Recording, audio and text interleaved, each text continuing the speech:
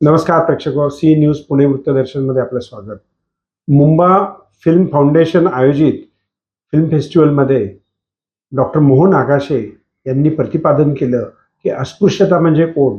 सामाजिक जीवनामध्ये ज्याचं मानसिक संतुलन बिघडलेलं असतं तो आता अस्पृश्य समजला जातो.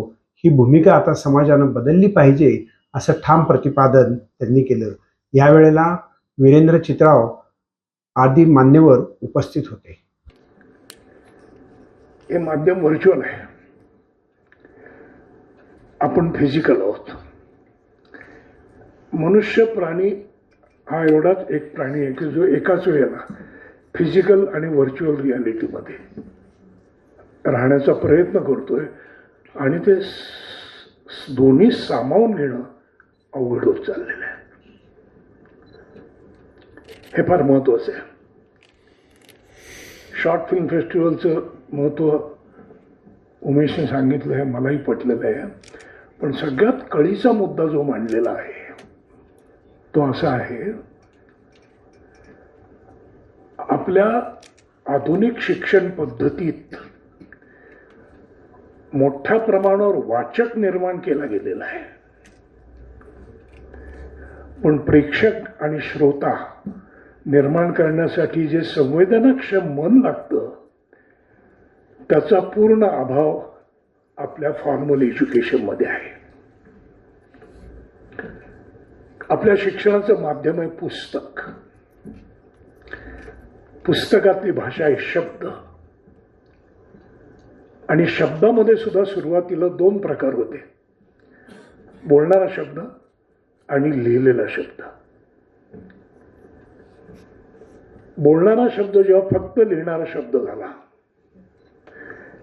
तेव्हा दोन पाय असलेला माणूस एका पायावर चालायला लागला. कारण मी बोलताना शब्द मी वापरतोय नक्कीच, पण शब्दाबरोबर मला काय म्हणायचं आहे ते कळणं हे फार महत्वाचं झालं. म्हणजे कोणीतरी मला भेटलं आणि म्हणलं की सर असं असं आम्ही करतोय, आणि मी म्हणतो वा शहाणे आहात.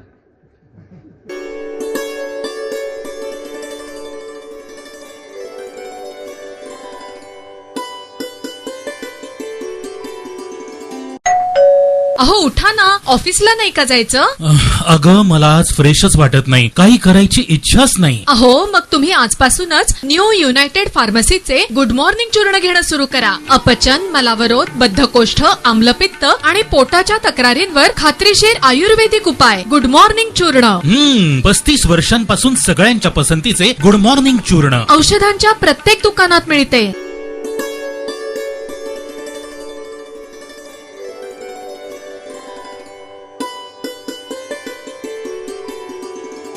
प्रेक्षको, जीएसटी सरकारनं कमी केला आणि आता तो 5 आणि 12% केला. मुळामध्ये 7 वर्षापूर्वी जेव्हा जीएसटी भारत देशामध्ये सुरू करण्यात आली, मध्यरात्री तिचं संसदेमध्ये उद्घाटनही झालं. त्यावेळेला राहुल गांधी यांनी सांगितलं होतं की जीएसटी फक्त 2 स्तरामध्ये पाहिजे, अन्यथा जीएसटी ही जाचक ठरेल, आणि घडलंही तसंच. त्याकरता पुण्यात काँग्रेसच्या वतीनं एक मोर्चा करण्यात आला आणि राहुल गांधी यांच्यामुळे जीएसटी कमी झाला असा प्रयत्न त्यांच्या कार्यकर्त्यांनी या आंदोलनातून दिला. जाणून घेऊयात टिळक रोड साहित्य परिषदेच्या चौकातील हे आंदोलन.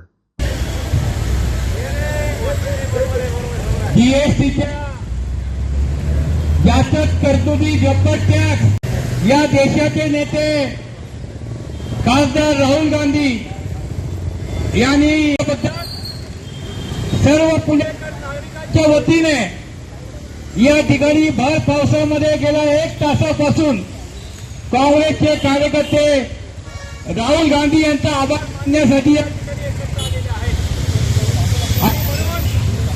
आपण ज्याला बोलतो मोदी अरे झुकती है सरकार, अरे झुकती है सरकार. जाचक जीएसटी राहुल गांधींचा, पुणेकर नागरिक राहुल गांधींचे, पुणेकर नागरिक राहुल गांधींचे. हे कशासाठी? कोणी केलं? कोणी केलं? या देशातील गेल्या 8 वर्षामध्ये गब्बर सिंग टॅक्स जीएसटीच्या माध्यमातून 55 लाख कोटी रुपये सर्वसामान्य जनतेच्या खिशातनं काढले. आदरणीय नेते राहुल गांधी सातत्याने बोलायचे की हा गब्बर टॅक्स हा कमी करा, आणि शेवटी राहुल गांधींची मागणी मान्य झाली आणि म्हणून आजपासून देशामध्ये जीएसटीचे दर कमी झाले. त्याबद्दल आम्ही सर्व राहुल गांधींचे जीएसटीचे दर कमी झाल्याबद्दल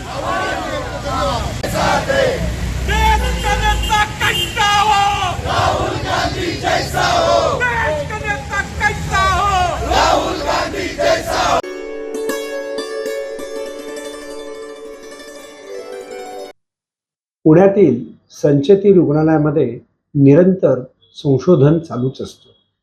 यावेळेला त्यांनी संशोधनातून समाजामध्ये गरजेचं असलेलं स्ट्रोक या आजारावरती रेडी सेंटरही उपस्थित केलं आहे. पहिल्या गोल्डन आवर्समध्ये स्ट्रोकचा आघात झाल्यानंतर त्या माणसाला गरज असते ती न्यूरोलॉजीच्या विशिष्ट शाखेची, आणि त्याच्यामध्ये जर स्ट्रोक असेल तर त्याचं जीवनकाळ अतिशय सुखावह करू शकतो. पण या गोल्डन आवरमध्ये दवाखान्यात रुग्ण प्रवेशित झाल्यापासून तातडीचे उपचार करणारा वेगळा विभाग असावा लागतो, आणि तो आता संचेती रुग्णालयात सुरू झालेला आहे. याविषयी डॉक्टर पराग संचेती यांनी दिलेली ही माहिती. नमस्कार, मी डॉक्टर पराग संचेती आणि ही आपली पूर्ण न्यूरोलॉजी टीम आज या ठिकाणी आहे. आज आपण संचेती हॉस्पिटलला स्ट्रोक रेडी सेंटर म्हणून जाहीर करतोय. स्ट्रोक रेडी सेंटर याचा अर्थ की कुठल्याही पेशंटला ब्रेन स्ट्रोक झाला, तो इस्केमिक असो, हिमरेजिक असो, त्याला जे काही इमिजिएट अर्जंट ट्रीटमेंट लागणार आहे ती आता संचेती हॉस्पिटलमध्ये उपलब्ध आहे. संचेती हॉस्पिटल हे सांध्यांसाठी आणि हाडांसाठी प्रचलित आहे, पण आजपासून कुठलाही प्रकारचा स्ट्रोक कुठल्याही रुग्णाला झाला तर तो स्ट्रोक आपण संचेती हॉस्पिटलच्या कॅज्युअलिटीमध्ये अतिशय उत्कृष्टपणे ट्रीट करू शकतो. त्याला लागणाऱ्या सगळ्या इन्व्हेस्टिगेशन मोडॅलिटीज आहेत ते पूर्ण आपल्याकडे उपलब्ध आहेत. CT स्कॅन म्हणा, MRI म्हणा, PET स्कॅन म्हणा. त्याच्यासाठी जर काही कॉइलिंगसाठी काही इक्विपमेंट लागलं तर कॅथ लॅब आहे. पेशंटला काही डायलिसिसची सोय लागली तर आपल्याकडे सगळे डायलिसिसचे मशीन्स आहेत, आणि 2 अतिशय वेल इक्विप्ड ICU पण आहेत. त्याचबरोबर 3 न्यूरोलॉजिस्ट आहेत, 3 न्यूरोसर्जन्स आहेत, एक अतिशय मॉडर्न असं फिजिओथेरपी सेंटर पण आहे. त्यामुळे आज मला खूप आनंद होतोय की संचेती हॉस्पिटल हे एक स्ट्रोक रेडी सेंटर म्हणून आज कार्यरत राहील, आणि कुठलाही पेशंट या क्षणापासून जरी संचेती हॉस्पिटलच्या कॅज्युअलिटीत स्ट्रोकसाठी आला तरी तो नक्कीच बरा होऊन जाईल. ह्याच्यासाठी मला काही मनात शंका नाही.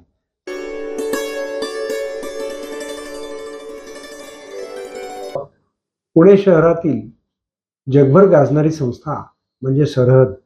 संजय नाहार यांनी एक देशातलं स्वप्न पाहिलं, आणि सरहद याच्यावरून जो वाद होतो तोच मिटवण्याकरता त्यांनी एक संस्था काढली, आणि त्यात शिक्षणाचं जाळं त्यांनी उभं केलं. आज शरद पवार यांनी या संस्थेला भेट दिली, त्यावेळेला त्यांनी एकंदरीतच देशातल्या परिस्थितीविषयी स्वतःची मतं व्यक्त केली. तर जाणून घेऊयात सरहद संस्थेतील शरद पवार यांचं भाषण. दूसरी बात है कि हमेशा लोगों को खास तौर पर कश्मीर के बाहर के लोगों को एक तरह की अलग भावना कश्मीर के बारे में होती है. कुछ लोगों के बारे में जेल भी होता है, तो दोस्त के बारे में जी जैसे कई हमारे साथी हैं कि जिनका सबसे अफसोस कश्मीर हिंदुस्तान का हिस्सा है. इस कश्मीर हिंदुस्तान पर इतनी सालों से आगे देश के साथ रहेगा, और जो कुछ योगदान देने की आवश्यकता है तो देगा. ये काम आज भी वहाँ चालू है. आप जानते हैं कुछ महीना पहले गाँव में कुछ हो गया तो ये देश की स्थिति बन गई। लोगों के बारे में आकाश थी मगर गाँव में कुछ हो गया इसे बदलती देश की उसका कुछ जिम्मेदारी थी और वहाँ का तस्वीर मुश्किल उन्होंने कभी नेट समर्थन नहीं दिया। आपको आश्चर्य लगेगा परिणाम का होने के बाद कश्मीर की विधानसभा वहाँ के मुख्यमंत्री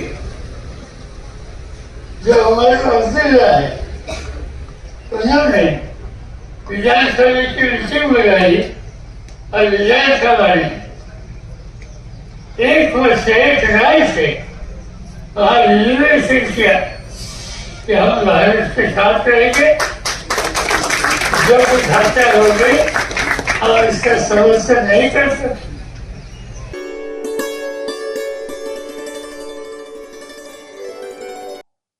नमस्कार प्रेक्षको, मी संपादक मालक डॉक्टर शैलेश गुजर, पुणे वृत्तदर्शन सी न्यूज।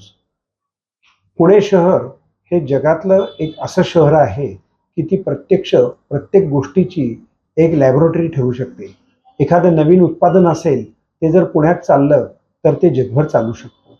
एखादं नेतृत्व पुण्यात गाजलं तर ते जगभर गाजू शकतं। एखादी गोष्ट जर पुण्यात झाली तर ती जगभर त्याचं प्रशंसा केली जाते। सिम्बॉसिस सारखं उदाहरण आपल्या डोळ्यासमोर आहेच। शरद पवार यांनी एक वेगळे सगळे संदर्भ सांगितले की पुणे हे IT हब झालेलं आहे। पुणे शहरामध्ये लोकमान्य टिळकांसारख्या व्यक्तींनी देशाच्या स्वातंत्र्याला चळवळीचा मार्ग दाखवला आणि ते महात्मा गांधींचे गुरुही झाले। हा इतिहास। महात्मा गांधींचे दुसरे गुरु डॉक्टर गोपाळकृष्ण गोखले हेही पुण्यातलेच। तेव्हा पुणे शहराचं जे काही एकंदरीत अस्तित्व आहे हे बुद्धिप्रामाण्यवादी कर्तृत्व संपन्न तिथपासून सुरुवात होतो आणि डॉक्टर माशेलकर, विजय भटकर या ठिकाणी त्याची पुनरावृत्ती पुन्हा होते। जगाला मार्ग दाखवणारे हे दोन लोक आपल्या पुण्यातलेच आहेत। पुण्यात एकंदरीत पुण्याचे भूषण असणारे 36 ते 40 लोक आहेत त्यांना पुण्यभूषण हा पुरस्कार देऊन गौरवले जातं। तेव्हा डॉक्टर संचेती असतील, डॉक्टर परवेज ग्रांड असतील, या लोकांनी जगामध्ये वैद्यकीय व्यवसाय कसा करावा, त्याचं सामाजिकीकरण कसं करावं हे देखील त्यांनी दाखवून दिलं। तेव्हा आपण पुण्यात राहतो आणि होय, आम्ही पुणे शहराचं बातमीपत्र तयार करतो, पुणेरी विचारांचं सामर्थ्यशाली बातमीपत्र करतो, तेही आपल्या पुण्यातनं। आणि देशातलं पहिलं व्हिडिओ इव्हिनिंगर सुरू झालं ज्या काळात फक्त 7:30च्या दूरदर्शनच्या बातम्या होत्या, त्या केबलवरून आम्ही पुण्यातलं बातमीपत्र 1994 साली सुरू केलं। पाहत रहा सी न्यूज पुणे वृत्तदर्शन।